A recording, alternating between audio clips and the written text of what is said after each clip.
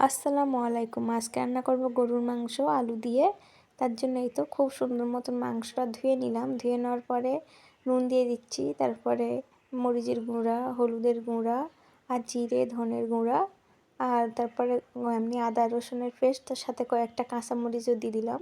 দেওয়ার পরে এই তো আর সাথে গোটানো কুচানো পেঁয়াজও দিলাম, একটুখানি দিয়ে হাত দিয়ে মাখিয়ে নিলাম খুব সুন্দর মতন।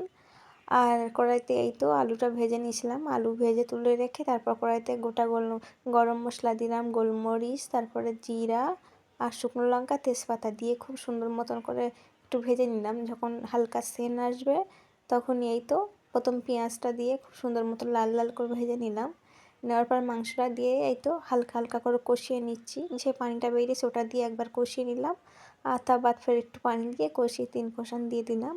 দেওয়ার পর খুব সুন্দর মতন বেশি করে একটু গরম পানি করে দিয়ে দিলাম, ঝোল দিয়ে খুব ভালো মতন সেদ্ধ করে নিচ্ছি। নেওয়ার পর এই তো আলু টালু সব দিয়ে ভালো মতন সেদ্ধ হয়ে গেছে। দেওয়া হয়ে গেলে এই তো আমরা ধনেপাতা ছাঁটিয়ে দিলাম অল্প করে একটুখানি, তারপর একটু যে চাপা দিয়ে রেখে তারপরে একটু জিরার গুঁড়া দিয়ে নামিয়ে নেব। গরুর মাংসটা অনেক মজা হয়েছিল খেতে। আশা করি তোমাদেরও ভালো লাগবে। ভালো লাগলে অবশ্যই একটা লাইক দিয়ে সাবস্ক্রাইব করে পাশে থাকবে। আসসালামু আলাইকুম।